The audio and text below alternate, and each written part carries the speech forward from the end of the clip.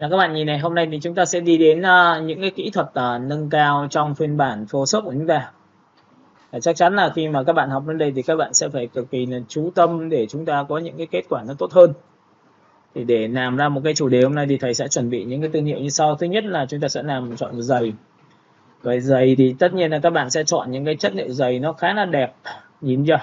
Và tông màu đang chọn những cái tông màu nó rất là gần với những cái thiết kế của chúng ta, và chúng ta chọn nó kiểu sức mạnh. Hiểu không? Chúng ta có thể chọn những hình ảnh như này. Đấy nhá, đây là những cái tiêu chí các bạn lựa chọn.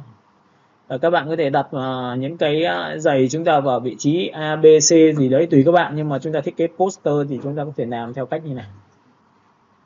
Đấy ạ. Thứ nhất là nếu mà bạn thiết kế poster thì bạn có thể để rộng cái diện tích ra và chúng ta bắt đầu dùng những cái hiệu ứng cho nó tốt hơn, cho nó đẹp hơn thì bằng cách nào? Thì lúc này hôm nay tôi sẽ hướng dẫn cho bạn vài cái chiêu thức nhá. Lúc này chúng ta sẽ chọn vào cái khổ giấy.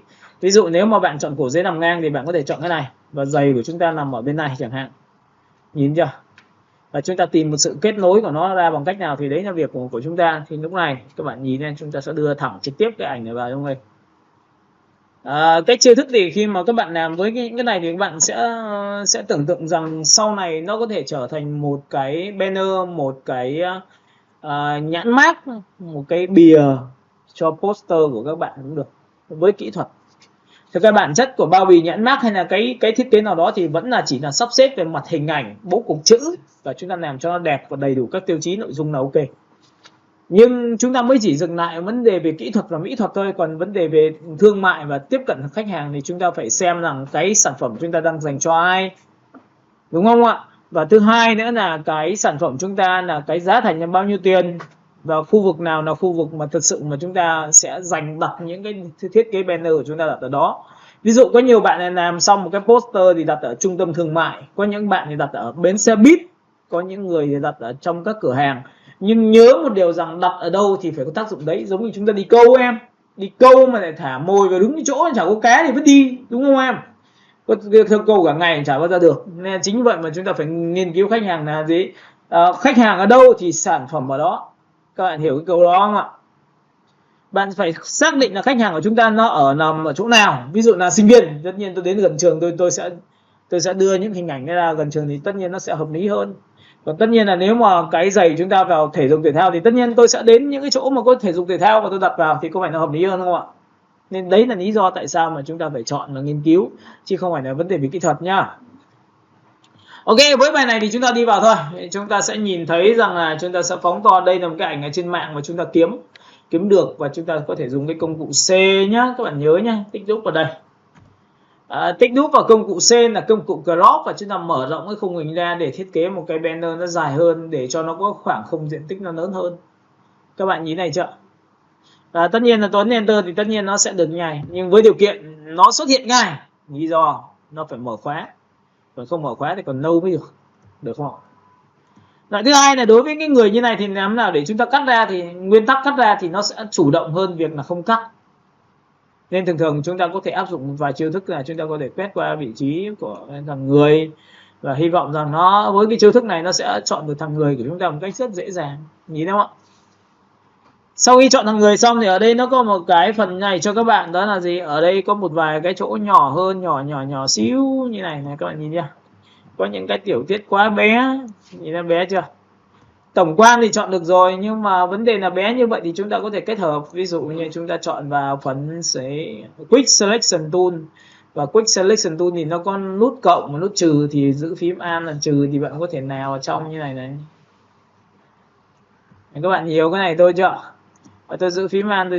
Thực ra là Photoshop cơ bản là chúng ta sẽ phải áp dụng được những tiểu tiết của chúng ta, và chúng ta dấu cộng thì nó thêm vào, chúng ta giữ phím Alt là trừ đi. Thế là tôi đã lấy được cái phần này rồi. Tiếp theo đến phần cổ thì tôi giữ phím Alt, tôi sẽ loại trừ, tôi lấy phần cổ xong, và tất nhiên chỗ này thì tôi muốn sát vào đây, và chỗ này tôi muốn rộng ra thì tôi lấy rồi cộng vào đây. Tôi sẽ nà ra một chút xíu để nó lấy được cái phần tay của tôi, và tôi sẽ ấn vào đây. Đó, các bạn nhìn đây, tôi giữ phím Alt, tôi trừ cộng vùng đây. Nhìn chưa? Và tất nhiên phóng to một tí nữa để chúng ta có thể loại trừ cái nhỏ nhỏ hơn. Thực ra làm những cái thế hệ như kiểu banner thì bạn xuất hiện trên mạng với cấp độ ảnh bé nên là người ta sẽ không phát hiện được, nên là các bạn có thể chọn cho tôi giải pháp đầu bút nhá. Nó đang là 5, tôi sẽ xuống 3. Và tất nhiên là chúng ta sẽ lăn chuột vào bên trong, giữ phím An lăn chuột vào bên trong như này. Thế là tôi lấy được cái phần này và tất nhiên tôi buông An ra thì nó sẽ làm sao lấy được phần bên ngoài. Được không ạ? Rồi tiếp tục chúng ta giữ phím An, chúng ta về đây. Chúng ta sẽ lăn chuột vào tận bên trong như này trước đã. Tôi lấy được cái đường biên này, xong đó thì tôi sẽ dùng shift, tôi sẽ kéo từ đây lên đây, tôi kéo từ đây lên đây để tôi lấy được ngón tay. Nhưng mà các bạn có thấy rằng là khi cắt với những tiêu chí như này chúng ta sẽ không bao giờ xuất sắc bằng pen được. Pen là xuất sắc số 1 luôn. Tất nhiên nó lâu nhưng mà nó chất lượng. Bởi vì em làm poster mà em in 60-90 mà em làm như này chắc chắn xin lỗi luôn nha, là chắc chắn là người ta sẽ không yêu đâu ạ. Nào chúng ta giữ phím An, chúng ta nè chuột như này. Tất nhiên là nó sẽ rất là mất thời gian đúng không? Chúng ta sẽ cầm kéo này. Tất nhiên chúng ta giữ phím An ở buông An đây nhá. An thì là trừ, còn buông An thì là dấu cộng rồi. Nên là chúng ta cứ thế mà chúng ta làm theo đúng phương pháp. Giữ phím An loại trừ cái này để cho sát lại. Nhìn chưa?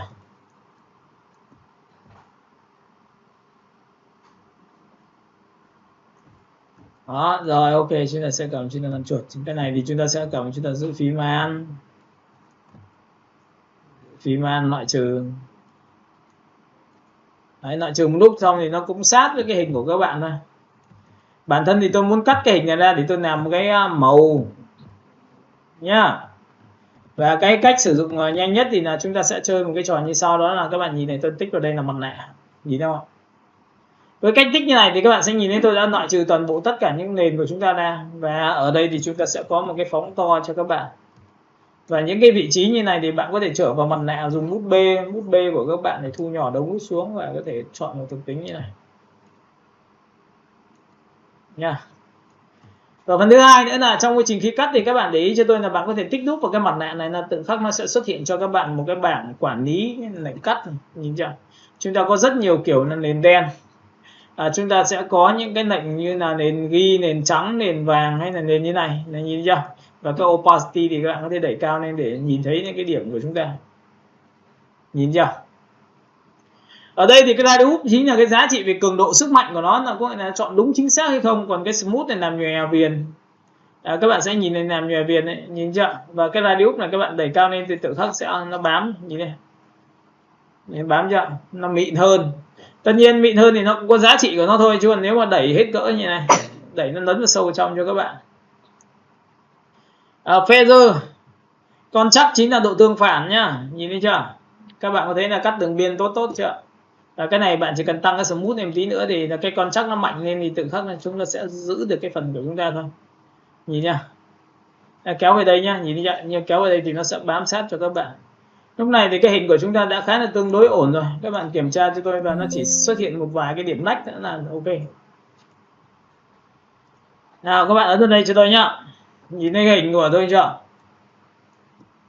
Và tất nhiên là sau khi ra đến đây thì bạn cũng muốn áp dụng thêm những cái chi tiết nữa thì bạn có thể lợi dụng những cái vị trí này. Pen chúng ta có thể tô hoặc là vẽ pen ở dạng ít thôi. Có nghĩa để muốn đạt chất lượng thì bắt buộc là phải dùng chiêu thức này rồi. Nhìn chưa? Chúng ta sẽ chọn vào đây, chúng ta vẽ cong theo chiều đường cong. Nên là các bạn có thấy rằng là trong quá trình cái thiết kế đồ họa thì bạn chọn phương pháp nào? Bạn chọn phương pháp nào mà nó không phải cắt, làm nhanh mà lại ngon không ạ? Nên đấy là giá trị, là không phải là tôi dạy cho bạn chiêu thức nào ví dụ tách tóc hay là bạn cắt hình là bạn cứ thế mà bạn đâm vào bạn phải tách tóc, bạn thể hiện kỹ thuật của bạn giỏi đúng không? Không ăn thua. Đấy chỉ đi bốc vác này. Tôi cũng nói luôn cho các bạn luôn, nên là học đồ họa ấy, người ta phải có tư duy, cả tư duy lười nữa. Lười thì mới thông minh mà. Em có thấy những người lười thông minh không? Các bạn cứ xem lười thông minh cực. Thậm chí còn nói giỏi nữa cơ. Người còn nói giỏi nữa cơ. Đấy nhá. Ok, chúng ta sau khi đã làm xong thì bây giờ cái phần này của chúng ta nó đã ổn rồi. Chúng ta sẽ tích vào đây. Chúng ta tích vào đây. Đấy thì tất nhiên tôi cũng phải xử lý qua những cái công đoạn của chúng ta, tại vì đây là cái mặt nạ chúng ta che này, nó sẽ như này được không? Rồi thứ hai, sau khi bạn đã làm xong tổng quan này, các bạn nhìn thấy chỗ này vẫn bị dính này, nhìn chưa? Kỹ tính này. Đấy, có cách nào mà cho nó chuyển vào nền cho nhanh thì cho đỡ phải làm như này, chứ không làm như này lâu mất thời gian lắm. Tách nông chả để làm gì cả. Đấy, như thầy đã nói với em rồi là em có thể dọa được một người khác, nhưng mà vấn đề là kết quả cuối cùng người ta làm một thiết kế banner, em làm xấu, bố cục xấu, cái gì cũng không ổn. Vậy thì cái việc tách ra đấy nó có đẹp hơn là không tách không? Thì vấn đề là chúng ta đặt vào thẩm mỹ của chúng ta có tốt không đã, đúng không ạ? Có thể là chúng ta đi khoe với cả thế giới là ok, tôi làm cũng tách rất là chuẩn luôn, kinh khủng chưa, sợ lắm rồi, nhưng mỗi tội là chả giải quyết được vấn đề gì. Đấy là tôi cũng không kỳ vọng rằng cái chuyện là tôi dạy, bởi vì là có những cái bài tôi dạy là tách tóc, nhưng mà tôi lại dùng bút để tôi vẽ tóc ra, có phải nhanh hơn không ạ? Tách tóc thì có phải là cái tóc chúng ta bị nờm nhờm không? Thì thay cho việc đi dùng bút vẽ ra tóc có phải sướng không? Vẽ được phát nào được đường tóc luôn, bởi vì nó có bút tóc, chứ không phải là vẽ từng sợi. Các bạn hiểu cái điều tôi muốn nói chưa? Tư duy nó phải thế chưa? Rồi, sau khi làm xong thì bây giờ chúng ta sẽ nhân bản cái đối tượng này làm 2 cho tôi nhá, Ctrl gì. Và riêng đối tượng làm 2 này thì tôi sẽ đổ toàn bộ cái này là màu trắng để nó trở về background hoàn toàn như bình thường. Nhìn thấy không ạ? Với cái này thì các bạn chỉ cần cho tôi một cái giải pháp như sau là giữ phím Ctrl nhá, giữ phím Ctrl này. Nhìn thấy không? Tích vào cái ảnh màu đen này thì nó quay trở lại vùng chọn cho chính cái thằng người này. Và sau khi trở thành người xong thì các bạn hãy làm cho cái vùng chọn nó lớn ra bằng công cụ như sau, đó là chọn vào Select, chọn vào Modify và chúng ta chọn vào phần đó là Expand và Contrast. Các bạn nhìn thấy có hai cái lệnh này rất là quan trọng. Ví dụ bạn chọn vào Expand, bạn chọn là số 6 cho tôi. Thì các bạn có nhìn thấy vùng chọn tôi sẽ tự ăn ra bên ngoài không ạ?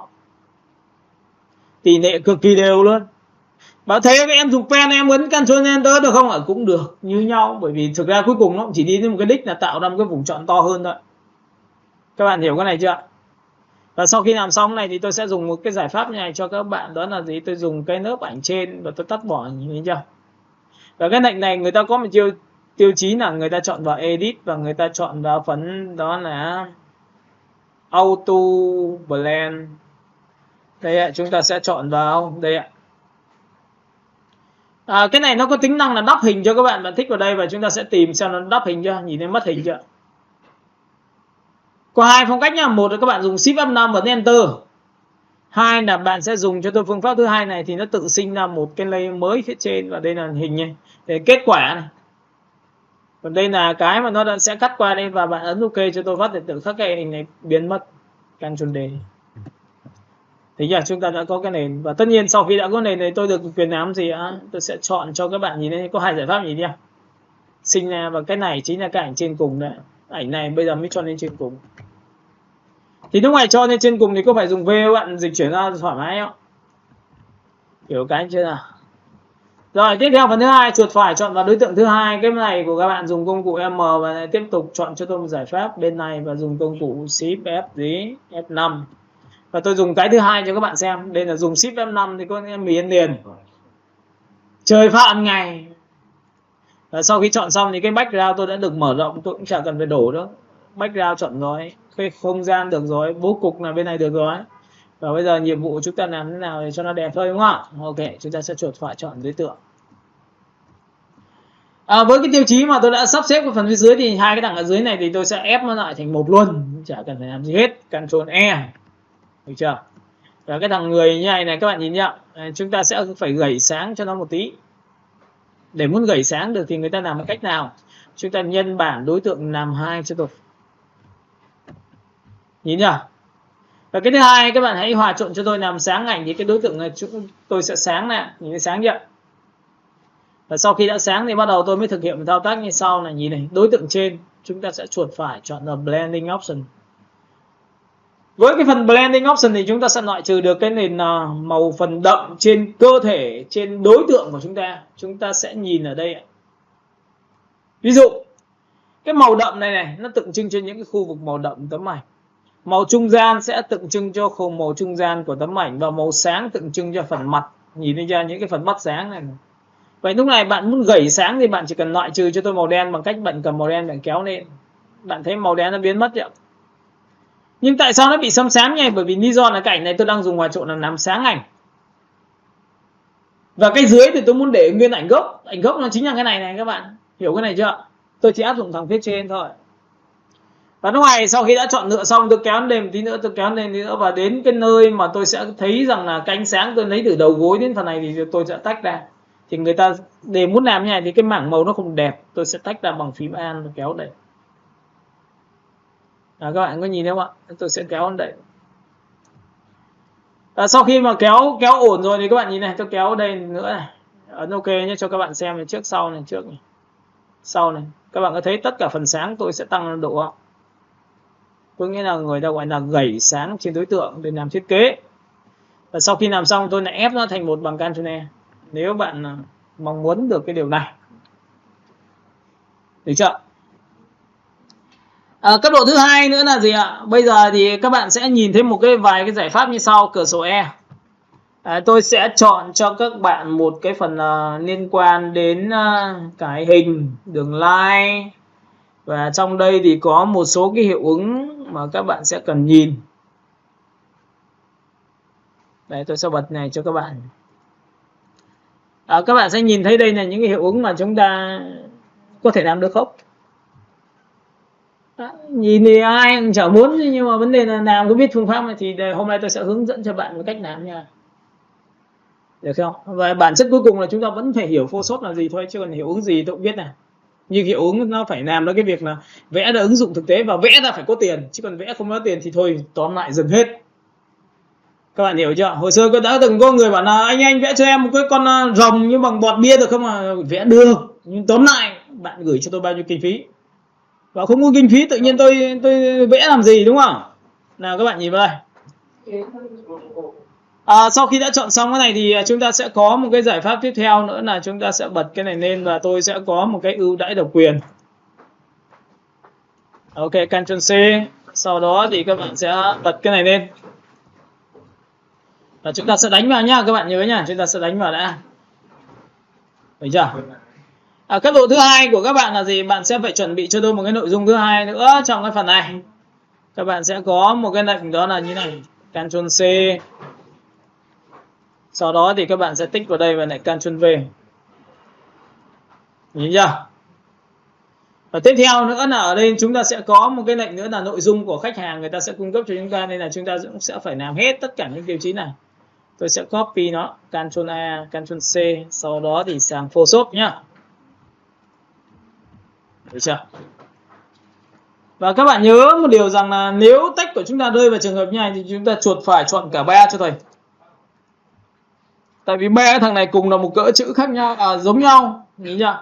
Là chúng ta chọn T thôi. Thì cái thằng này nó đang bị giãn cách giữa các đối tượng, nó bị nhiều quá, nhìn không ạ? Các bạn có thể sổ này xuống cho tôi một cái để ngay lập tức ở đây nó sẽ có cái lệnh cho các bạn là 580. Cái này bạn gõ về không cho tôi, phát tự khắc đúng kích cỡ của chữ. Chứ không phải đưa trường hợp này là mình ấn vào Ctrl T là vứt đi, bởi vì Ctrl T là nó khác nhá, nó không phải giống như này đâu ạ. Và chúng ta phải rất là tỉnh táo trong chuyện này. Tiếp theo phần thứ hai là cái ưu đãi độc quyền này thì các bạn sẽ nhớ là tôi sẽ ấn vào cái chữ từ chữ thường thành chữ in hoa, thì bằng cách Photoshop nó trong bảng này, nó ấn vào đây. Nhìn chưa? Nên in hoa in thường ấy tùy thuộc của tôi mà. Rồi tiếp theo, và phông chữ thì các bạn lưu ý cho tôi là phải chọn ra phông nó sẽ phải phải chắc khỏe rồi. Đúng không? Ở đây thì các bạn nhá, chúng ta chọn vào T và chúng ta sẽ chọn những cái phông chữ. Ví dụ đây là một cái phông chữ, chúng ta có thể chọn phông chữ bold đậm. Được chưa? Và chúng ta sẽ xếp những cái biểu tượng chữ của chúng ta. Ví dụ như chúng ta có thể chọn vào đây. Có hai cách. Một là các bạn sẽ lồng chữ vào trong người và giày sẽ nằm bên này. Hai là các bạn sẽ đặt cho tôi giá trị là có thể xuống dòng và tự design cụm chữ riêng biệt của các bạn. Ví dụ các bạn có thể xuống dòng như này, các bạn có thể để lệch, tùy các bạn, nhưng miễn sao trông nó phải chắc khỏe và nó mang tính chất thể thao cho tôi. Lúc này tôi sẽ chọn vào biểu tượng, tôi có thể copy qua đây Ctrl X này, cắt đi này. Sau đó thì thường thì nếu mà muốn làm chữ thì thầy hay làm theo kiểu phong cách là tự design ra những cái thứ mà chúng ta sẽ đặt như thế này chẳng hạn. Chuột phải chọn vào biểu tượng, đặt vào đây, Ctrl T phóng to. Ở một cái diện tích mà nó ít mà các bạn chọn muốn có ưu đãi mà nó to ra như thế này mà đặt như thế này thì chắc chắn là bạn sẽ phải dùng một cái thủ pháp, đó là nét rồi. Nhìn chưa? Chúng ta có thể dùng nét, dùng hình tùy các bạn. Và chúng ta sẽ chọn vào ưu đãi độc quyền đây đấy nhá. Tiếp theo này, do cái chữ chúng ta đánh ra thì thường thường khoảng cách này nó đang gặp rất là vấn đề, nên là buộc là các bạn sẽ phải mất công là giữ phím An và chỉnh dây cho thầy nó sát lại một chút xíu thì nó sẽ đẹp hơn. Lần thứ hai, tích vào đây, giữ phím An đẩy vào đây thì cái bố cục chữ nó sẽ chắc chắn hơn so với các bạn, nhìn thấy chưa? Tiếp theo cái độc quyền này của các bạn có thể đặt sang trái, và cuối cùng này cái này chúng ta sẽ đặt như này. Ví dụ nếu em đặt như này thì tôi sẽ vẽ một mũi tên đây. Tiếp theo thì tôi sẽ chọn vào đây, thì tôi sẽ chọn một cái phông chữ và tôi cho nó to ra. Cái này giảm 30% thì các bạn có thể tự copy ra một cái mới là Ctrl X, sau đó thì lại tiếp tục chọn vào T và tích vào đây. Chúng ta cứ theo nguyên tắc to vừa nhỏ mà chơi. Sau đó thì dùng T nhé, tôi đang dùng một phông nhá. Các bạn nhìn nhá, tôi sẽ dùng phông nghiêng này. Các bạn nhìn này chưa?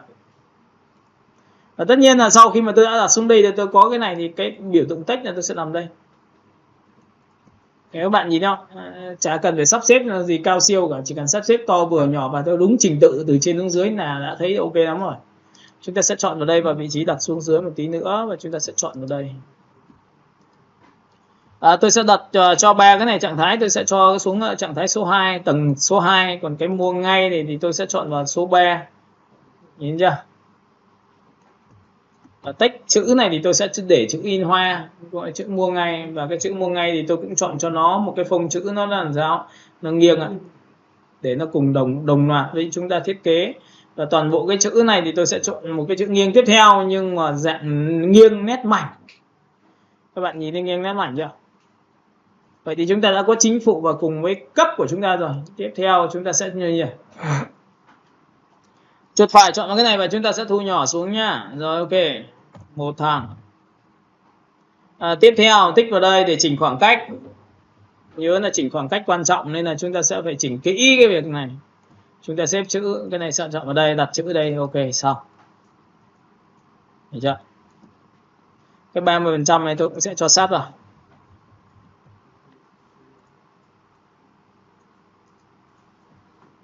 Rồi. Còn cái nút mua ngay này của các bạn thì các bạn có thể chọn cho tôi một cái tông màu xanh. Nhìn nhá. Để muốn vẽ ra cái điều này thì các bạn hãy chọn cho tôi một cái biểu tượng liên quan đến một cái hình như sau. Tôi sẽ vẽ một cái nút như này. Nhìn chưa? Và sau khi đã có nút xong thì chúng ta sẽ lập ra một layer mới như thường lệ. Đó là layer 1, tôi sẽ đặt là nút chẳng hạn. Và sau đó thì tôi dùng phím Y ngắn và tôi chỉ vào đây lấy màu xanh sáng, nhìn thấy không? Tôi đổ màu lên. Và sau khi đổ màu lên thì tôi sẽ cho nó xuống dưới một nấc, thì tự khắc tôi có cái này của tôi thôi, tôi đặt thẳng vào trực tiếp từ đây đến đây. Và cái đối tượng nút này thì tôi sẽ làm một cái thao tác là sẽ nghiêng ra bằng Ctrl T, giữ Ctrl. Nhìn thấy không ạ? Đó, thế thôi, thế là được rồi. Và lúc ngoài chúng ta đặt thẳng vào vị trí này chúng ta làm thôi. Theo nguyên tắc thì các bạn có thể sử dụng cho tôi một cái giải pháp, đó là chuyển từ một cái nút này các bạn có thể khóa nền lại và dùng gradient, và cái gradient này thì bạn hãy chọn cho tôi là một cái màu, thứ nhất là màu xanh và thứ hai là màu hồng này. Bạn nhìn đây xanh hồng chưa? Và sau khi đã chọn xong thì bạn giữ phím gì khóa nền, kéo từ trái qua phải là tự khắc bạn có được cái, nhìn thấy chưa? Nó sẽ đồng loạt với cái thiết kế của các bạn ở dưới. Đấy, thế đấy là một cách thôi, nhìn không ạ? Nha, các bạn có thể tùy theo tính chất các bạn chọn. Và tất nhiên sau khi làm xong thì tôi sẽ chọn vào T và tôi chọn vào cái chữ này là sẽ phải là màu trắng chẳng hạn. Đây là cái chữ mà tôi xác định là tôi sẽ làm thôi. Nhìn chưa? Rồi, phần thứ hai của các bạn là gì? Tôi sẽ chọn vào cái chữ độc quyền, thì cái chữ này tôi sẽ thấp xuống một tí để cho nó dễ nhìn hơn. Và chữ này của tôi thì tôi sẽ làm ra, tôi có thể đặt thẳng và nuôi vào trong đây được không? Đặt như này thì buộc là các bạn sẽ phải cho tay đè lên. Hai là các bạn sẽ phải tự tạo ra khối cho nó thiết kế. Nha, thì ở đây người ta có những cái kiểu như sau, là một là bạn sẽ vẽ theo đường cong và bạn tự vờn khối, nó cũng tạo ra cái tính chất khối của chúng ta. Ví dụ trong trường này các bạn nhìn chưa, tôi tích vào đây, tôi sẽ chọn vào đây. Sau đó thì các bạn sẽ vẽ một vài cái đường nét cho tôi, ví dụ đường nét từ đến đây tôi sẽ vẽ như này. Và sau khi vẽ xong thì các bạn nhìn này, đập ra một layer mới và tôi dùng gradient, tôi kéo từ trái qua phải giống hệt như cái kia. Nhìn chưa? Với cái đường nét như này các bạn có thể làm cho hai cái đầu nó chìm vào nền, đầu giữa nó rõ ràng hơn qua cái mặt nạ, và chắc chắn mặt nạ này thì phải dùng một cái tiêu chí đó là G. Các bạn để ý nhá, các phân đoạn này thì chúng ta sẽ chọn là hai bên là màu đen là mất hình và màu trắng sẽ là còn hình. Ok, xong chưa? Nhìn này chưa? Và chúng ta chỉ việc kéo từ trái qua phải phát tự khắc thì chúng ta sẽ có hai cái đầu chuyển êm. Chúng ta có thể kéo rộng ra để vẫn lấy được cái hình, nhìn thấy chưa? Nhưng nó không quá mất là được. Thì đây là cái chiêu thức để chúng ta sẽ làm cái đường nét này của chúng ta nó chuyên nghiệp hơn. Rồi tiếp theo. Cũng tương tự như vậy thì với những cái biểu tượng cái nét ở trên cái nút này của chúng ta làm bằng cách nào? Rất là đơn giản, các bạn hãy nhìn cho tôi này, nhìn này, tôi lập ra một đây mới cho các bạn xem. Cái này các bạn sẽ dùng cho tôi một cái thuộc tính, đó là tôi sẽ chọn một cái đầu bút, và đầu bút này tôi sẽ phóng to lên. Đầu bút này các bạn hãy chọn cho tôi là một cái màu sáng hơn. Nhìn chưa? Chúng ta sẽ cầm này, chúng ta tích vào đây một lớp này nha, 100% luôn. Sau khi tích xong được một lớp xong thì các bạn sẽ thu nhỏ cái đầu bút lại một tí nữa. Nhìn nhỏ hơn chưa? Nhỏ hơn nữa này. Bạn sẽ chọn màu sáng hơn. Và cuối cùng thì các bạn sẽ chọn cho tôi sáng tinh. Này, thu nhỏ đầu bút xuống, và cái đoạn cuối cùng chính là sắc này như này. Nhìn chưa? Và sau khi đã làm xong cái này xong thì chỉ việc ấn vào Ctrl T và giữ phím Shift kéo từ xuống hướng nhảy, thì tự khắc nó tạo ra một cái tia sáng này. Đấy, cái mong muốn tôi làm là cái này. Nhìn chưa? Và tất nhiên là khi đã có rồi thì bạn đặt vào đâu chả được, cho nên trên tất cả này. Các bạn nhìn này của tôi chưa? Và tất nhiên cho bên này xong thì chúng ta cũng sẽ phải cho bên này. Đây là những cái biểu tượng để chúng ta có thể làm những cái nút của chúng ta nó có cái hiệu ứng. Đấy, sơ bộ chúng ta đã xong được cái phần số 1. Ở phần số 2 các bạn muốn tạo ra một cái tiêu chí của một cái chữ như này nhé. Các bạn nhìn thấy chữ này chưa? Nhìn chưa? Chúng ta có hai cách để muốn làm ra nó, bằng cách là chúng ta chuột phải chọn là blending option, thì cái này nó sẽ có cái tiêu chí cho chữ của các bạn. Chữ này các bạn chỉ cần chọn vào gradient overlay thì tự khắc nó sẽ mang hiệu ứng của các bạn luôn. Nhìn này, tôi sẽ tích vào đây và tất nhiên tôi lấy màu xanh, và tất nhiên bên này tôi sẽ lấy màu hồng. Nhìn không ạ? Tôi có màu xanh và màu hồng đó. Và cái màu xanh này hơi sáng, tôi sẽ chọn nó sáng hơn. Đây tôi sẽ lấy những cái màu như này. Nhìn xanh chuyển sang hồng này. Và sau khi đã chọn xong tôi sẽ gõ vào đây là 0. Hay là tôi sẽ gõ vào vị trí nhé. Đây là xanh sang hồng này, nhìn chưa? Chúng ta sẽ có cái lệnh của chúng ta rồi. Chúng ta sẽ gõ là 180. Đấy nha. Và hoặc là chúng ta có thể tự xoay theo cái góc độ của chúng ta. Nhìn thấy hai bên là màu hồng và giữa màu xanh chưa? Được không ạ? Sau khi làm xong bạn ấn OK cho tôi thì tôi đã có được cái chữ này và bắt đầu thực hiện thao tác như sau. Các bạn có thể chơi trò vườn khối nhá. Nhìn này. Pen, tích vào đây một điểm. Tích vào đây một điểm. Bẻ cong đoạn này cho tôi. Nhớ nha, chúng ta sẽ bẻ cong này.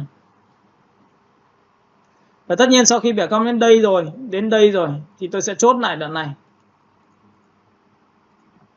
Các bạn có nhìn thấy tôi bẻ cong đoạn này nhá. Và lúc này tôi ấn vào Ctrl Enter. Các bạn sẽ ấn vào Ctrl Enter nhá. Ctrl Enter là biến đường pen trở thành vùng chọn. Đây ạ, chúng ta sẽ có pen rồi. Chúng ta lập ra một layer mới và chúng ta ấn vào Ctrl Enter. Nhìn thấy Ctrl Enter chưa? Sau khi Ctrl Enter xong thì các bạn chỉ cần chọn cho tôi một cái giải pháp như sau, đó là chọn vào Y ngắn. Nhìn thấy Y ngắn chưa?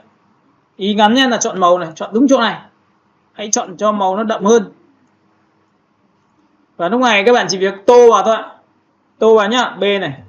Ví dụ trong trường hợp này tôi sẽ phóng to này và tôi tô như này thì các bạn có thấy nó đậm hơn không ạ? Nhìn chưa? Đây tôi đậm như này. Đấy, theo cách của tôi. Và tất nhiên sau khi tô xong thì các bạn sẽ nhìn thấy là đây là một cái hình riêng biệt mà. Nhìn chưa? Những cái hình này có phải trên cái chữ này không? Tôi cho hình này chui vào chữ được không ạ? Nhìn này, Ctrl G này. Nhìn nhá. Các bạn nhìn này, cho cái hình này chui vào có được không ạ? Nếu đã chui vào thì cái đối tượng hình này nó sẽ mất hiệu ứng đi. Mất hiệu ứng blending option đi thì nó sẽ lấy được cái này của các bạn. Nhìn nhá. Tôi sẽ ấn vào biểu tượng chọn vào, lập ra một layer mới và biến cái chữ trở thành đối tượng thường bằng Ctrl E này. Nhìn chữ tôi chưa? Thứ hai, đây là cái hình của tôi nhé, nhìn cái này chưa? Tôi chỉ cần chọn vào Ctrl G là từ 4 chui vào 5. Các bạn có nhìn thấy cái hình này của tôi chưa? tôi đã có chữ U bên này rồi, và tất nhiên là có chữ U này thì tôi sẽ tận dụng tôi làm nốt chữ U bên này rất là đơn giản. Đây tôi sẽ cầm tôi kéo cho các bạn xem.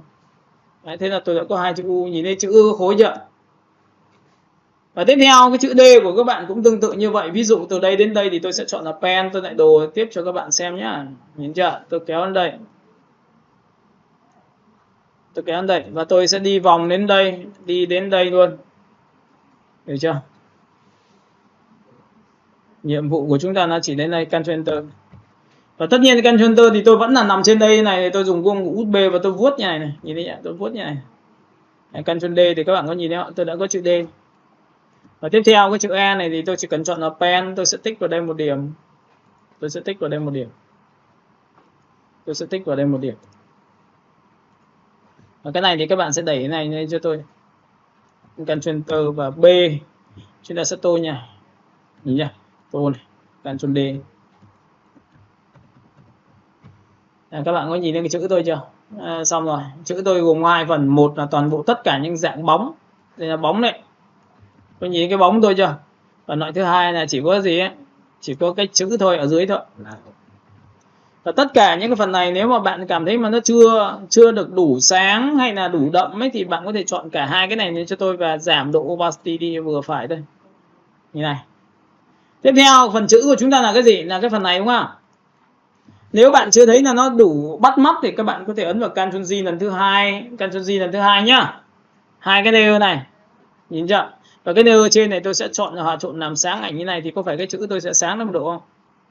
Và lúc này tôi tăng cái giá trị này lên, tôi thu nhỉ, nhìn chưa? Đấy, ví dụ trong trường hợp này mà các bạn đẩy như này, các bạn nhìn lên homer này, cái này của tôi là cho lên trên này, cho lên trên tất cả này. Thì có phải nó nằm trên thì chúng ta hòa trộn như này thì có phải nó hợp lý không? Nha. Và cái này thì các bạn sẽ nhìn thấy là tôi sẽ giảm độ nó đi để làm sao nó chỉ sáng như này thôi. Có nghĩa là nó có khối nhưng không phải là quá khối như này. Đấy, thế là chúng ta đã tạo ra một cái chữ có thể theo phong cách như thế này được. Và tất nhiên sau khi đã làm xong thì bạn ép toàn bộ lại với nhau. Đây là một layer nhá. Layer dưới của các bạn là những cái này nhá. Nhìn chưa? Đấy, nếu mà em thấy mà cái chữ này chúng ta ổn rồi thì chúng ta có thể ép nó lại với nhau được. Ví dụ tôi sẽ chọn vào thằng layer 5 phía trên và tôi ép nó thành bằng Ctrl gì? Ctrl E. Nhìn Ctrl E bây giờ nó thành một chưa? Và cái này không thay đổi được nữa nhá. Có nghĩa là nếu em muốn không thay đổi thì em ấn Ctrl E, còn nếu mà em muốn thay đổi thì em để nguyên Ctrl E F rồi. Và bây giờ tiếp tục phần thứ hai nữa là chúng ta sẽ phải làm sao để cho nó có cảm giác là tốc độ hay là gì đó tùy các bạn, thì các bạn nhìn vào đây cho tôi.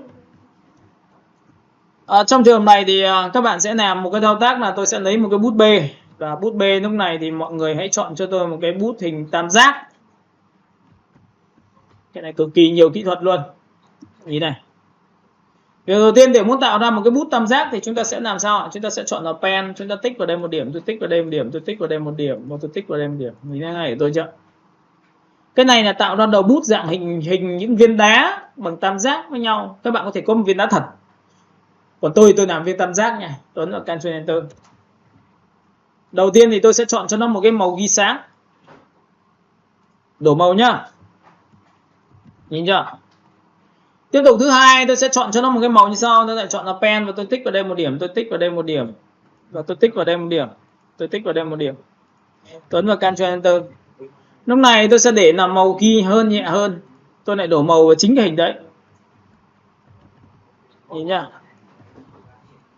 Quên mất, từ nãy giờ là chúng ta chưa có đập ra layer mới, nhìn chưa? Layer mới nhá. Đổ màu này. Đầu tiên các bạn sẽ chọn cho tôi một cái màu sáng hơn. Sau đó thì các bạn dùng pen này, bạn tích vào đây cho tôi một điểm, tích vào đây cho tôi một điểm, và tích vào đây cho tôi một điểm. Thấy nhá. Có thể cái viên đá của bạn nó sẽ như này, Ctrl Enter và chúng ta sẽ chọn một cái màu đậm hơn. Nhìn này của tôi chưa? Thế là tôi đã có một cái viên đá, và tất nhiên viên đá này thì chúng ta đã có được cái hình rồi. Chúng ta có thể copy ra nhiều viên đá khác nhau. Ví dụ đây là viên đá thứ hai thì cái viên đá này thì các bạn có thể cho nó giữ phím Ctrl kéo như này, và thậm chí là kéo xuống như này chẳng hạn như này. Tất nhiên xoay một góc độ khác nhau ra và sắc độ tùy các bạn. Nhưng đây là những cái viên đá của chúng ta có thể làm được. Nhìn không ạ? Nhưng mà trước khi làm cái viên đá này thì tôi sẽ chọn, tôi xóa đi, và cái này thì bắt đầu tôi sẽ làm nhá. Nhìn này, các bạn nhìn này, tôi sẽ giữ phím man và tích vào đây thì tự khắc tôi còn mỗi viên đá thôi. Bây giờ là biến toàn bộ viên đá này trở thành bút của chúng ta bằng cách nào? Thì các bạn để ý là nếu muốn lấy được toàn bộ cái màu đối tượng, nhìn các bạn, chúng ta ấn vào Ctrl Y thì các bạn có thấy miếng đen của chúng ta là chính là màu không? Ctrl Y nhá, thì có phải trắng thành đen, đen trắng không? Thì lúc này tôi sẽ làm này. Bước 1 là dùng vùng chọn quét qua cái đối tượng của chúng ta là viên đá, Ctrl C. Bước 2 là bạn chọn vào Edit và bạn chọn vào biểu tượng là biến nó thành bút. Và tất nhiên đã có bút rồi. Đã xong nhìn cái bút tôi chưa? Ra con luôn. Và lúc này giữ phím man tích vào đây nó hiện hết. Thì bây giờ các bạn nhìn tôi bỏ cái này đi được không ạ? Bút B này, tích vào đây, nhìn thấy bút chưa? Màu trắng này. Có nhìn thấy bút tôi không ạ? Rồi xong. Bây giờ sau khi đã có bút màu rồi thì bây giờ làm thế nào để chúng ta có thể vẽ được ra cái biểu tượng, ví dụ tích vào đây nó ra được một cái những cái màu như thế này. Nhìn chưa? Chúng ta có giải pháp như sau là tôi sẽ điều chỉnh cái bút của tôi này. Nhìn thấy bút chưa? Vẽ ra như này nó thành một giải, nhưng mà tích vào từng cái nó sẽ được như này, đúng không? Nào bây giờ các bạn nhìn vào đây nhá. Đầu tiên bạn ấn F5 cho tôi. F5 là điều chỉnh đầu bút. Có nghĩa là làm ra đầu bút rồi thì bây giờ phải cài đặt nó. Thứ nhất, khoảng cách giữa các đầu bút. Nhìn thấy không? Giãn ra này, nhìn thấy chưa? Tiếp tục thứ hai là set dynamic, là điều chỉnh độ to nhỏ của đầu bút. Là nó có to nhỏ này, nhìn thấy chưa? Vẩy ra có to nhỏ. Thứ hai là tự nhiên chúng ta tạo ra một phần đây, độ xoay của đầu bút thì vẽ này nhỉ, thì nó có phải bay lung tung không? Đấy, tôi đang đọc từng cái một tôi làm cho các bạn xem. Và tiếp theo nữa thì các bạn sẽ cho bay lên trên, bay xuống dưới của chúng ta thì chúng ta sẽ cầm, chúng ta bay nhẹ như này không ạ? Hiểu cái này chưa? Vậy thì bay nhiều hay bay ít thì tùy thuộc vào vấn đề này của các bạn thôi, nhìn thấy chưa? Rồi, sau khi mà đã cho bay rồi thì bây giờ chúng ta chọn vào độ transfer. Transfer là độ xa gần của đối tượng. Đây ạ. Thì bạn vẩy ra như này thì cái hạt của chúng ta nó sẽ có xa gần nhá. Nhìn chưa? Rồi, cái này tôi cho bay một tí nữa thì ạ. Cho bay một tí nữa như này và tôi kéo như này được không? Nhìn chưa? Ok, và sau khi đã làm xong thì bây giờ việc còn lại của các bạn làm nào để vẽ ra một cái miếng mà nó bay theo đúng cái hình như này cho các bạn được. Đây. Được chưa? Vậy thì để muốn làm được điều đấy, ví dụ bạn vẽ lên như này thì nó sẽ được nhanh, đúng không? Đấy, có nghĩa là chúng ta đang tạo ra những cái ngẫu hứng về cảm xúc để chúng ta có thể làm những cái biểu tượng như thế này chẳng hạn, được không ạ? Nào, vẽ ra như này được không ạ? Ok, to ra thì không ạ? Được chưa? Và to ra nữa được không ạ? Bạn có thấy là ra được những cái background ạ? Và trước khi làm thì bây giờ việc đầu tiên của chúng ta là lập ra một layer mới và chúng ta chọn vào phím G. Tôi sẽ chọn một cái gradient theo đúng cái màu mà chúng ta đang chọn dưới. Y ngắn chỉ vào đây là màu xanh và Y ngắn chỉ vào đây là màu hồng. Tôi phủ một phát lên từ trái qua phải như này được không ạ? Nhìn cái này của tôi chưa? Sau khi đã làm xong cái này thì các bạn có đồng ý với tôi là tôi tạo ra mặt nạ cho nó không? Và cái bút của chúng ta là bút B nhá. Bút B này, các bạn nhìn bút B tôi đang là màu đen chưa? Tôi vẩy đến đâu thì có phải là thủng lên đấy không? Nhìn thấy thủng lên đấy chưa? Nhìn thấy xuống dưới chưa? Nhưng nếu tôi đảo ngược cái mặt nạ này thì có phải những cái này là hiện hình không? Nhưng hiện hình theo gradient này không ạ? Nhìn nhá, các bạn nhìn này cho tôi này, nhìn này, tôi sẽ tạo ra biểu tượng VN này. Được chưa? Và lúc này tôi chỉ cần ấn vào Ctrl Y như này thì có phải các bạn có nhìn thấy cái background tôi vẫn nằm những màu hồng này không ạ? Đấy, những cái màu hồng của các bạn đấy. Đây, nhìn chưa? Vậy thì bây giờ tôi sẽ vẽ cái này bằng Ctrl Y cho các bạn luôn, bằng Ctrl Y là mặt nạ màu đen và dùng với bút là màu gì? Màu trắng để vẽ ra. Và bút màu trắng phải là 100% thì tôi vẽ ra như này được không ạ? Như này của tôi chưa? Sau đó thì làm sao? Phóng to đầu bút lên, tích một vài cái to hơn. Ctrl Z lại, nhìn thấy chưa? Đôi lúc phải có những cái to hơn chứ. Nhìn chưa? Giữ phím Alt thu nhỏ này. Đấy, có nghĩa là bây giờ là phải chọn đấy ạ. Để chọn cái đầu bút của chúng ta, tích vào đây một cái sai, chúng ta tích lại. Tích vào đây. Phóng to. Đấy, được chưa? Ở bên này thì sẽ đặt như này, nếu mà chúng ta làm như này thì chúng ta đã có một cái background đã được rồi. Bây giờ thì tiếp tục đến phần thứ hai, đó là phần chữ. Tôi sẽ làm cho cái chữ này nó vỡ ra bằng cách như sau. Các bạn nhìn nhá. Lúc này tôi tận dụng cái bút của chúng ta là gì? Bút B của chúng ta tôi sẽ chọn ở đây. Tôi sẽ phủ lên một tấm màu cho các bạn này, phủ tấm màu thứ hai, lập ra một layer mới. Nhìn layer mới chưa? Và cái layer mới này tôi cũng đổ cái gradient cho các bạn, đúng là cái gradient nó kéo từ đây đến đây. Nhìn này của tôi chưa? Và sau khi làm xong thì tôi cũng tạo ra mặt nạ cho các bạn. Và tất nhiên mặt nạ này là mặt nạ màu đen nhá. Và lúc này thì việc của chúng ta là gì? Chúng ta chỉ cần chọn bút B và thu nhỏ đầu bút lại, tích vào những cái vị trí cần thiết. Ví dụ đây là tôi muốn làm cho cái biểu tượng chữ tôi nó sẽ vỡ ra. Và trong quá trình khi tôi muốn nó vỡ ra mà tôi không muốn nó có xa gần như này này, các bạn nhìn cái bút tôi chưa? Thì tôi điều chỉnh lại bằng F5. Cái transfer này thì các bạn sẽ để về trạng thái đầu tiên cho tôi. Và bắt đầu chúng ta làm này. Cái này tôi đã xoay hết cỡ rồi. Nhìn nha, tích vào đây. Các bạn có nhìn thấy không ạ? Tôi tích vào đây, tích vào đây. Và chúng ta sẽ tích dần lên, thu nhỏ đầu bút lại xuống tí, tích vào đây. Và tích lấn vào những cái phần xanh của tôi một tí. Ok, cho đầu bút to ra. Được chưa? Và chúng ta sẽ để lại một vài cái chi tiết nhỏ như này. Ok, bên ngoài này. Để cho nó có cảm giác tự nhiên, chúng ta sẽ thu nhỏ đầu bút lại và tích những cái nhỏ nhỏ như này. Có nghĩa tí là tôi sẽ làm cho cái chữ này nó sẽ vỡ ra nhé, các bạn nhớ nhá. Ok, tôi sẽ chọn vào đây và tất nhiên bút nó cũng phải có đầu to đầu nhỏ và nó sẽ tự nhiên. Nên tôi sẽ tự tạo ra một vài cái bằng cách tích chủ định. Dạ, ok, tôi tích vào đây. Tiếp theo tôi sẽ tích vào đây cho các bạn.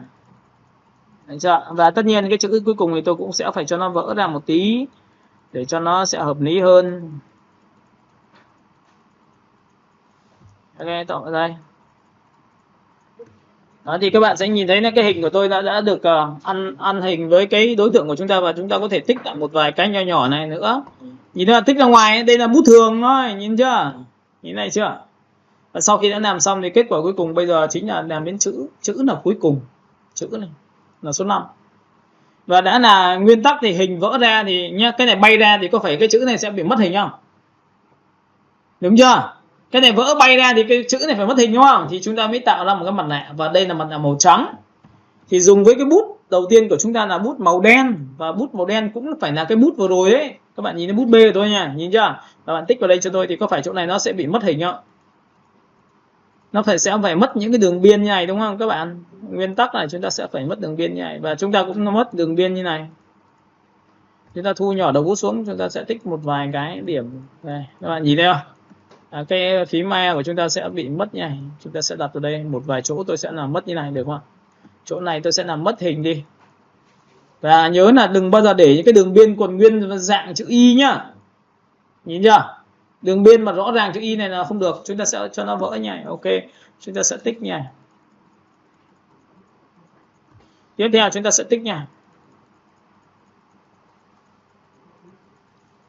Ok, chúng ta sẽ tích như này. Ok, chúng ta sẽ tích này. Đây là những cái phần mà thủng hình của chúng ta sẽ đặt vào đây.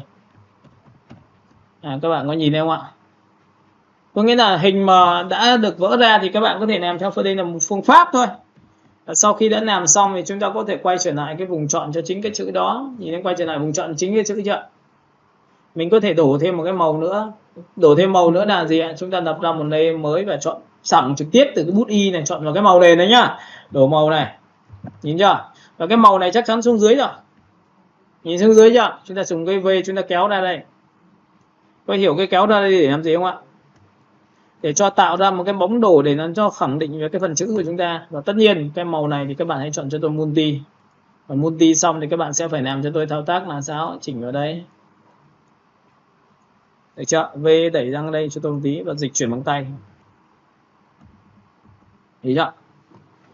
Thứ hai, toàn bộ tất cả những cái chữ này chúng ta sẽ buộc phải làm một cái thao tác là viền nó phải phát sáng. Các nhìn không ạ? Chúng ta sẽ chuột phải chọn là blending option, thì cái phần này nó có một cái lệnh cho các bạn, đó là phần inner shadow, chính là bóng bên trong. Và cái bóng bên trong khi tích vào đây một cái thì các bạn sẽ có một cái bóng, thì bóng bên trong này muốn phát sáng thì phải chọn vào hòa trộn là làm sáng ảnh. Có nhìn thấy làm sáng ảnh không? Nhìn bóng bên trong chưa?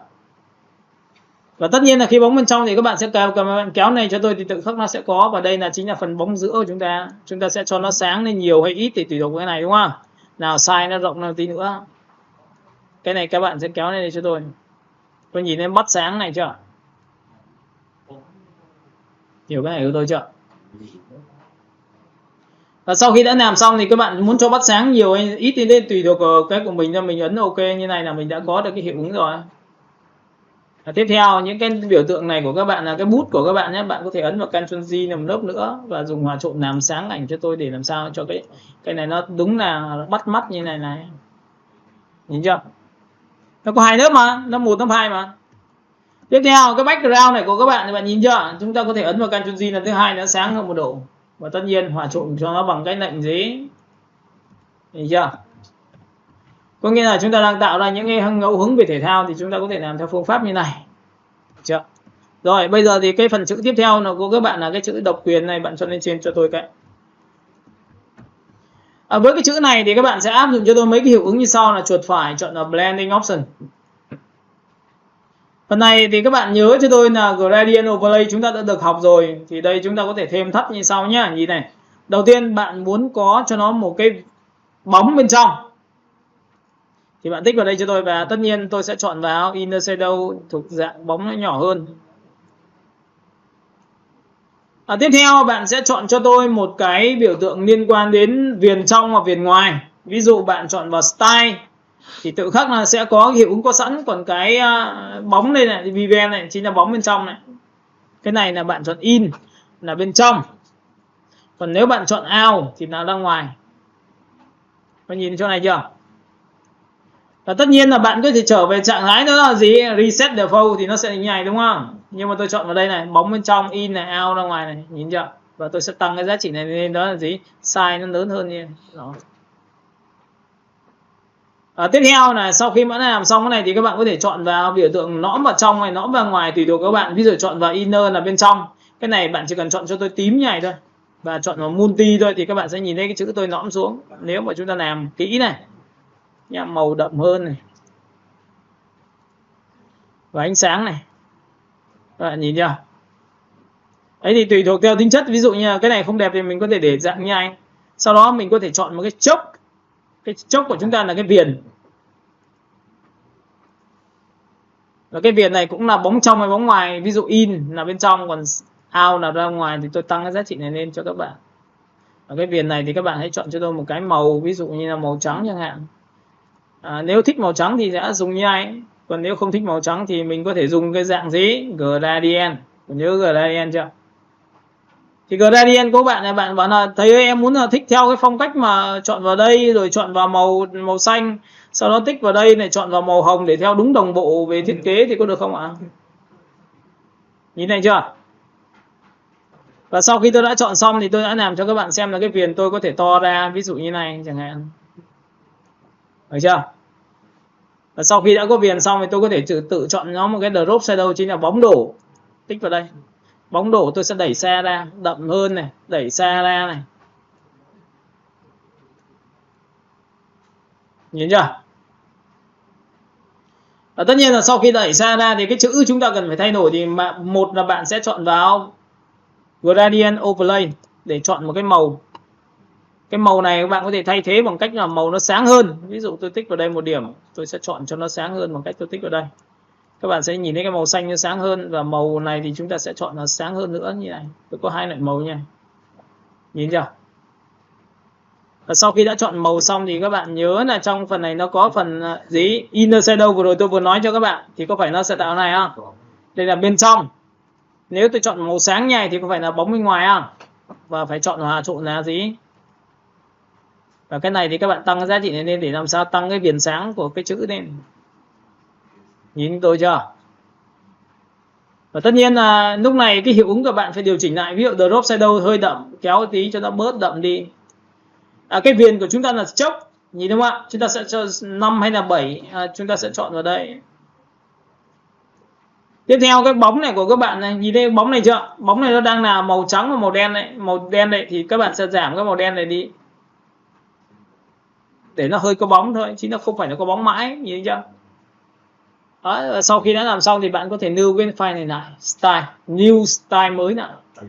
Và cái new này thì nó sẽ trở thành một cái thư viện của các bạn ở trong phần style. Nhìn này, đối với lần sau chỉ cần dùng chữ thì không cần phải dùng hết gì hết, chỉ cần ấn ok là xong rồi. Này, nhìn này, chữ 30% nhá, nhìn thấy chưa? Chỉ cần chuột phải làm sao? Chuột phải thẳng vào cái chữ blending option, chúng ta chỉ việc chọn vào style, có style sẵn chưa, tích vào đây phát được luôn. Các bạn biết tại sao phải xây dựng hiệu ứng style nhiều chưa? Muốn đi làm nhanh thì không bao giờ có dành cho những người mà không chuẩn bị đâu ạ. Và muốn được lương cao thì cũng không bao giờ dành cho những người không chuẩn bị. Ok, và sau khi đã làm xong tôi ấn vào đây phát tự phát, tôi sẽ chọn lên trên tất cả cái chữ này. Cái chữ này của tôi đặt nuôi vào đây. Được chưa? Và cái chữ này thì tôi để nguyên là text, và tôi sẽ chọn cho nó một cái màu, đó là màu hồng sáng để nó cùng tông. Được chưa? Đấy, thế là cái phần chữ thì tôi đã làm rồi, tương đối xong cho các bạn rồi. Bây giờ thì tôi sẽ làm cho các bạn hiệu ứng của thằng này nhá. Nhìn này, đoạn này thì kỹ thuật thôi, nó không có gì ghê gớm cả. Ctrl O đặt cái logo của Live vào đã cho nó xong việc đi.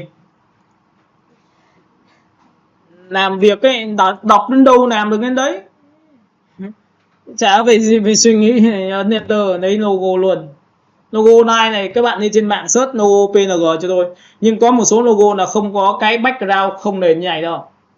Các bạn ấn vào Ctrl A, Ctrl C và sang file thiết kế thì chỉ việc sao Ctrl V thì logo quá to. Logo to quá như này thì ấn vào Ctrl Y ngắn. Biết Ctrl Y ngắn chưa? Trắng thành đen lên trắng. Ctrl T và thu nhỏ lại, phát tự khắc nó sẽ nằm đúng ở vị trí mà độ góc mà tôi đang làm. Đây. Xong rồi, xong một phát rồi. Bây giờ còn lại là bây giờ làm thằng người này như nào. Thì bây giờ tôi cho bạn một chiêu thức nhá. Hôm nay tôi sẽ dạy cho bạn một cái công cụ như sau. Đó là công vụ liên quan đến bàn tay. Bàn tay có tác dụng gì? Tôi sẽ chọn một cái đầu bút bàn tay nó hình tròn cho mọi người dễ nhìn hơn. Ví dụ tôi chọn cái đầu bút như này và tôi kéo này. Các bạn có thấy là khi mà tôi sẽ phóng to như nhá, cái bàn tay di nhảy di quan đâu thì hình sẽ méo đấy. Nhìn thấy hình méo đấy chưa? Kéo ra như này chưa? Kéo ra như này, kéo ra như này chưa? Vậy cái này nó lại liên quan đến cái gì? Nó liên quan cái này. Nếu mà cái này càng cao 100 thì bạn yên tâm một điều là bạn quét qua như này nó sẽ chạy như này. Bạn nhìn thấy cái này chạy thôi chưa? Và nó lấy màu từ tiền thân của cái ảnh đó. Các nhìn thấy cái này phần này của tôi chưa? Nhưng mà nếu mà bạn gõ vào đây cho tôi cái trang này nó rơi tầm khoảng 50 thôi thì ok, nó chỉ được một đoạn thôi, nó vuốt phát ra nó hết luôn này. Nhìn nó hết luôn chưa? Vậy thì cái này càng cao thì câu chuyện của chúng ta kéo càng dài. Đúng không? Đúng chưa? Rồi, vậy thì bây giờ mới đến lượt của chúng ta, đó là gì? Chúng ta sẽ ngồi, chúng ta sẽ luyện bằng pen. Pen của chúng ta là cái gì? Tôi sẽ cho bạn xem một cái công cụ pen của tôi, đó là công cụ pen dạng dí sáp. Và pen dạng sáp thì chúng ta sẽ phải mất công đồ cái hình này lại. Thầy ơi, tại sao thầy phải mất công đồ cái hình lại? Đấy, đồ hình có tác dụng đấy. Ok, đồ có thể lấn sâu trong tí.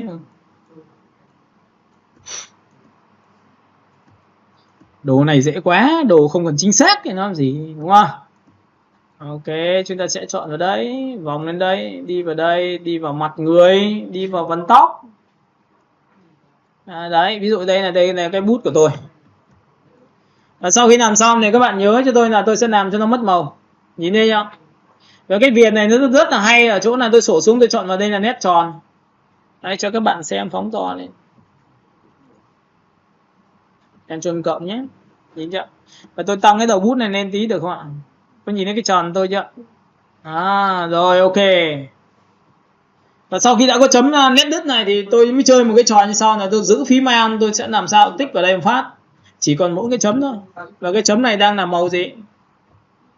Đang là màu đen á. Thì người ta có một cái nguyên tắc là biến những cái nét này trở thành công của bút. Nhưng cái bút này nó khác so với bút bình thường, là nó ăn đúng thằng người này. Có thấy nó chạy theo đường người không? Và lúc này chúng ta chỉ cần chọn vào thao tác là gì? Ctrl C là một thằng, Ctrl C là copy cái hình đó. Bước thứ hai là edit và chuyển nó trở thành bút, đúng không? Ấn vào đấy. Các bạn có nhìn thấy bút tôi chấm đúng thành thằng người chưa? Tôi ấn ok cho bạn, xong phát tôi có bút luôn này. Nhìn này, tôi giữ phím Alt tôi tích vào đây phát là tôi còn chọn vào bút B. Nhìn bút B tôi nhá, lập ra một layer mới. Nhìn bút B tôi chứ đúng thằng người này chưa? Em thấy thằng người này có chưa? Có rồi, bây giờ có rồi thì bây giờ làm thế nào bây giờ? Chúng ta chỉ rất là đơn giản này như này, tôi chọn vào cái bút này thì có thằng bút đằng ấy không? Sổ xuống là xem nó nằm ở đâu ạ? Kéo xuống này. Nó nằm dưới cùng này các bạn. Đấy ạ. Có nhìn cái chấm này tôi không? Đó có phải là cái này là công cụ bàn tay không các bạn? Vậy tôi cầm hỏi bạn nhá, ví dụ như là đây là cái nét của chúng ta, tôi chọn V, tôi kéo cái này tôi vứt đi đã.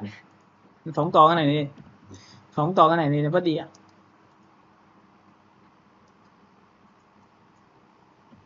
Nên là tôi nói cho bạn biết học mà chúng ta học cả đời chả hết. Tôi giờ vẫn phải đi học. Hết làm sao được. Được chưa? B, nhìn này. Chọn này, cầm này, kéo này. Thử kéo này như này được không? Ồ, nó xước hết này, các bạn nhìn thấy xước chưa? Nhưng mà xước bây giờ tôi để 100 thì sao? Vừa rồi tôi vừa nói cho các bạn đấy. Bây giờ cầm này, kéo này được không ạ? Cầm này, kéo này như này được không ạ? Các bạn có nhìn thấy cái này của tôi chưa? Cái nguyên tắc của thiết kế một cái banner mà để cho người ta hút mắt được thì nó phải ấn tượng, nó phải khác lạ đó. Vậy thì việc đầu tiên chúng ta cho khác lạ. Bước thứ hai là sau khi khác lạ trên cái đấy nó dừng mắt lại rồi thì nó sẽ đọc nội dung của các bạn, thì nội dung content của bạn phải ngon. Bây giờ chúng ta chưa học về content nhiều. Nếu bạn nào học về marketing mà không biết content là gì, không biết nội dung hút với khách hàng là gì thì vứt.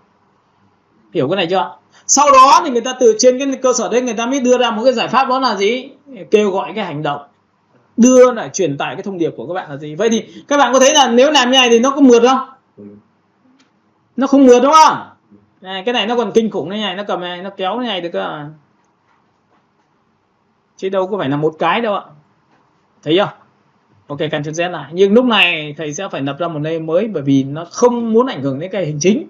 Được chưa?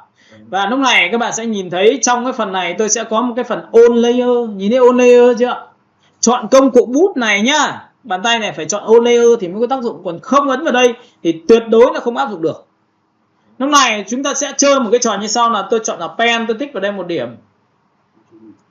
Tôi tích vào đây một điểm, tôi uốn lượn lên như này. Tôi kéo lên như này được không ạ? Quên mất, Ctrl Z lại. Tôi sẽ chọn vào dạng path. Tích vào đây một điểm. Tích vào đây một điểm. Tích vào đây một điểm. Nhìn thấy chưa? Và lúc này theo thông lệ bình thường là chỉ việc làm sao ạ? Layer mới có rồi, on layer có rồi, xong chọn sang này. Chỉ việc gõ Enter là tự khắc nó tự chạy. Xem nó có chạy không? Nó chạy chưa? Chạy chưa đúng rồi. Nó phải chạy đúng vào cái layer của chúng ta đây. Tôi tích vào đây một điểm. Đúng chưa? Layer này tôi sẽ kéo lui vào trong này. Tôi sẽ kéo lui xuống này. Được chưa? Ví dụ tôi sẽ chọn vào đây và tôi chọn vào on layer và tôi chọn vào phím gì? Đây, 100%, ấn Enter xem nó có được không nhá. Vẫn chưa được này. Cái này được rồi này. Nhưng mà màu nó đang là màu giống nhau, tôi sẽ phải làm lại cái này. Tôi sẽ chọn vào vị trí. Tôi kéo lui đến đây chẳng hạn như này.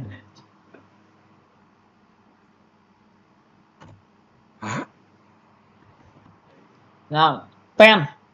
Chúng ta chuột phải chọn vào stroke path.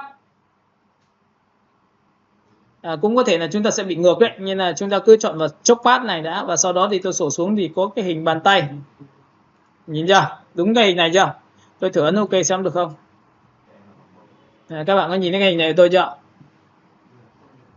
Ok, vậy thì lúc này tôi sẽ chỉnh lại tí, tôi sẽ đẩy lên đây và tôi sẽ chọn vào chuột phải, chọn vào stroke path và tôi ấn OK tiếp theo lần nữa.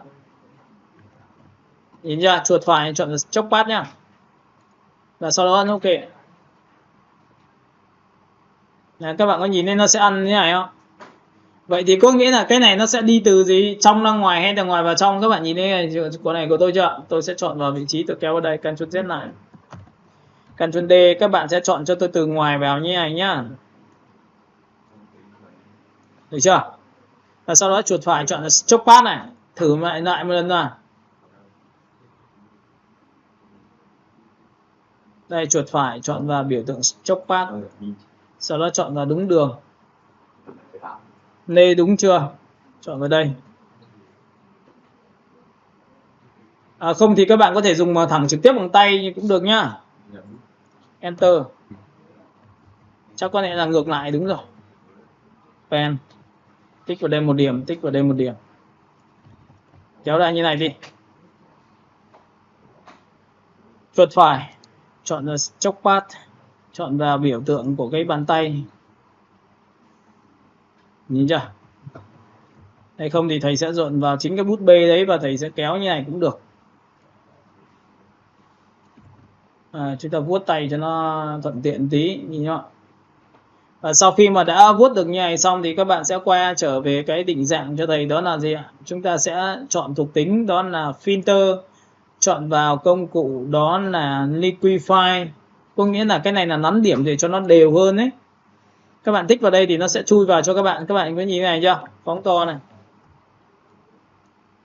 Và việc của chúng ta là gì? Chúng ta sẽ nắn cái này xuống một tí, nắn này xuống tí để cho nó đều hơn, nhìn thấy không? Ok. Tiếp theo đã có cái này xong thì tôi sẽ nắn cho này lên trên một tí để cho nó tròn hơn. Đấy, xong rồi. Việc thứ hai nữa là các bạn có nhìn thấy chỗ này nó cần phải ăn hình về này không? Thì các bạn có thể là nhìn này, đây là một đối tượng riêng biệt. Bạn có thể được quyền chỉnh cho nó bằng cách như sau. Tôi tạo ra mặt nạ và dùng bút bê. Bút bê nhá, mặt nạ dùng bút bê là màu đen. Cái này hard disk thì tôi sẽ chỉnh về sau để cho nó tròn chị này. Tôi sẽ cái tô ở đây này. Các bạn sẽ tô ở đây cho tôi là màu đen nhé. Nhìn này, tôi tô ở đây để cho nó mờ vào nền này. Có nhìn chỗ này không? Chỗ này tôi muốn cho nó mờ vào nền thì tôi sẽ làm sao? Tôi sẽ giảm cái độ này xuống một tí, tôi sẽ kéo ở đây. Được chưa?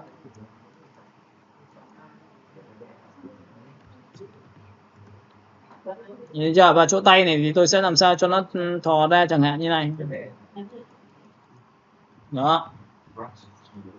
Sau khi đã làm xong cái này xong thì tôi sẽ chọn vào chính thằng người như này, tôi lập ra một name mới và tôi lại chọn vào đúng cây bút vừa rồi. Nhìn bút này chưa? Tôi cầm này tôi kéo xước này nhẹ này. Ở giá trị là bao nhiêu ạ?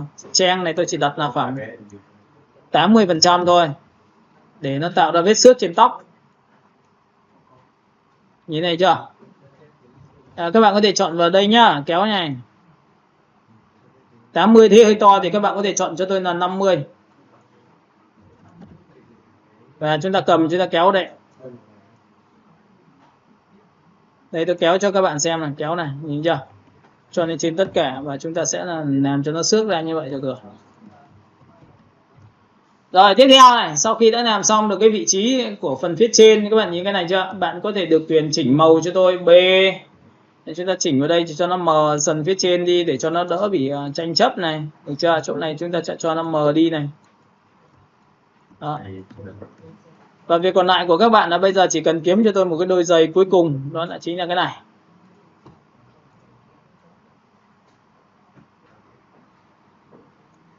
Và sau khi đã có đôi giày này thì các bạn nhớ là cho tôi là muốn sắc nét thì chắc chắn phải có pen rồi, đúng không ạ? Chúng ta sẽ tích vào đây, đồ vào đây, xuống đây, chúng ta kéo vào đây, kéo vào đây, kéo vào đây, kéo vào đây.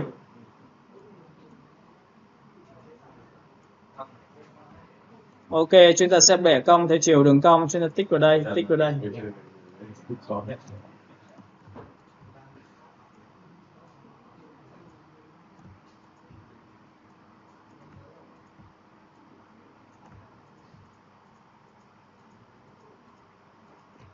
Đó, các bạn sẽ đồ rất là kỹ cho tôi nha. Nếu mà có thời gian thì chúng ta sẽ phải đồ, nên là chính vì vậy mà có thời gian thì chúng ta sẽ đi sưu tầm những cái sản phẩm, sau đó chúng ta ngồi chúng ta tập cắt. Cứ cắt càng nhiều càng tốt, bởi vì sau này mình sẽ ứng dụng cho việc làm hồ sơ. Mà hồ sơ đôi lúc mà mình không có hình thì nó sẽ rất là mất thời gian. Em nhìn thấy chưa? Cực kỳ mất thời gian trong chuyện đồ hình. Ok, chúng ta sẽ tắt bỏ vào đây, kéo vào đây. Chắc nó cũng nhanh thôi. Chúng ta sẽ kéo vào đây, kéo vào đây. Ở cái phần quai mà khi các bạn làm các bạn thích thì các bạn có thể cắt như này. Hay tôi thì tôi không thích cái quai, tôi có thể chọn vào đây nha, cho nó nhanh, hiểu chưa? Rồi tiếp theo chúng ta sẽ cắt qua đây. Ví dụ nếu có thời gian chúng ta còn làm những cái đèn ở trong cái đôi giày nó phát sáng nữa thì còn tốt nữa. Rồi, nhìn chưa? Chúng ta sẽ tích vào đây.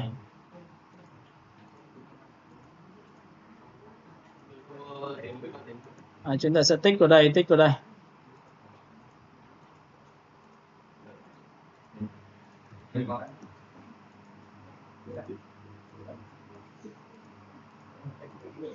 Đó, chúng ta sẽ tích một lúc xong thì nó cũng sẽ xong hình cho các bạn.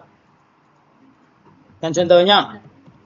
Lúc này các bạn chỉ cần ấn một Ctrl X cho tôi và lúc này sang file thiết kế của các bạn thì bạn đặt vào đây cho tôi. Được chưa? Và cái này cho nên trên tất cả đôi giày của chúng ta sẽ đặt ở vị trí này.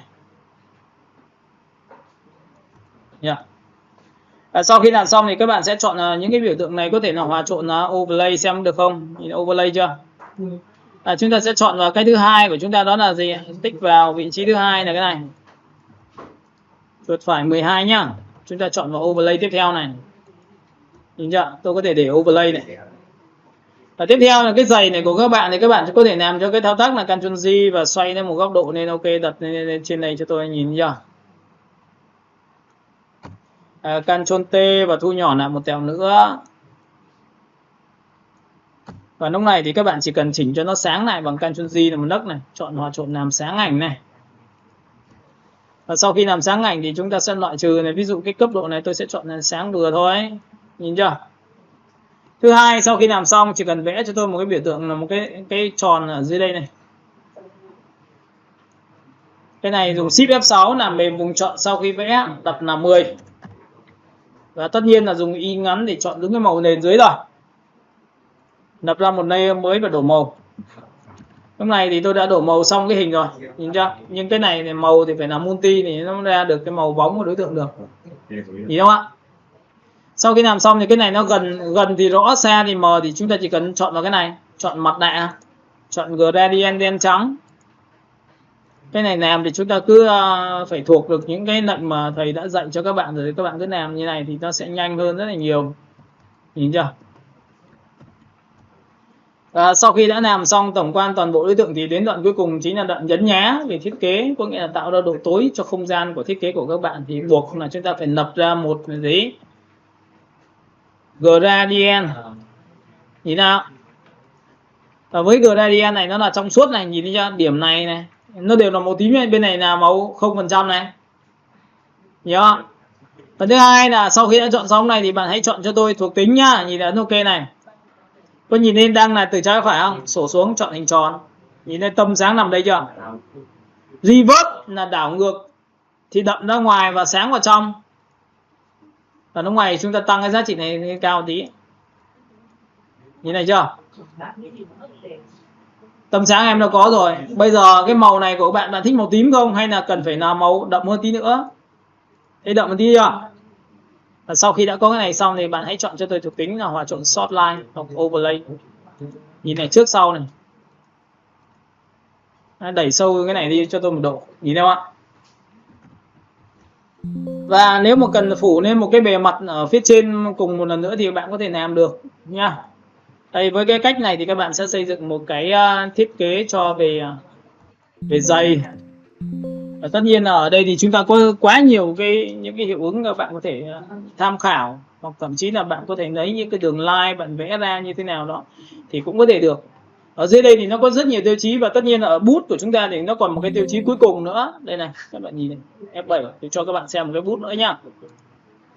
Lúc này các bạn hãy chọn cho tôi đến bút B. Và bút B này thì các bạn hãy chọn cho tôi một cái đầu bút như sau, F5 nhá. Chúng ta sẽ chọn vào B. Và cái đầu bút của tôi thì tôi sẽ chọn vào bút này, bút này 284. Với cái này tôi sẽ để nó sát lại, nhìn thấy sát lại chưa? Và sau khi sát lại xong thì tôi sẽ để cho thuộc tính là gì? Tôi không cần chất liệu, tôi không cần cái này nữa. Tôi cũng không cần transfer luôn. Tôi cũng không cần này, tôi chỉ cần cái này thôi. Thì thuộc tính này các bạn nhìn này, tôi cũng không cần xoay nhá. Nhìn chưa? Tất cả những thuộc tính là tôi chỉ để mỗi cái shape dynamic thôi. Và cái này nó có thuộc tính là tôi tích vào đây một cái thì nhìn sao? Sau khi đã chọn xong thì bạn chỉ cần chọn vào cái lượng follow cho tôi rơi tầm khoảng 20. Và lúc này thì bạn vẽ này. Lúc này chọn là màu trắng nhá. Nhìn này. Các bạn hiểu cái này như tôi chưa? Đây à. Và cái bút này của chúng ta là nó tùy thuộc vào cái này 10. Các bạn vẽ ra. Nhìn chưa? Hoặc các bạn có thể vẽ là cái đầu bút nó bé hơn, tùy thuộc theo tính chất của các bạn, bạn vẽ ra như này cũng được.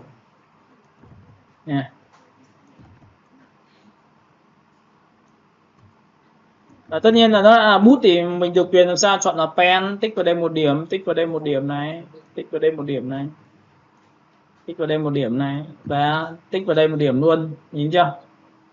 Với cái này sau khi đã làm xong chỉ việc ấn enter phát tự khắc này là sao? Bút chạy vào đây nhá, kéo xuống đây nhá. Nào các bạn sẽ nhìn thấy là tôi ấn vào B và tôi ấn vào enter như này thì có phải bút chạy theo hướng dẫn không? Nhìn thấy chưa? Và sau khi đã bút chạy theo hướng dẫn xong thì bạn ấn vào Ctrl Enter thì có phải là tự khắc có một cái bút nhảy như này chưa? Nhưng toàn bộ tất cả những tiêu chí này các bạn hãy chọn cho tôi hòa trộn, làm sáng này, hoặc là các bạn có thể chọn vào overlay này, nhìn overlay chưa? Đấy là cái cách thức và cho xuống dưới tất cả nhá, cho lên trên một nấc nhá. Các bạn hiểu cái đoạn này của tôi chưa?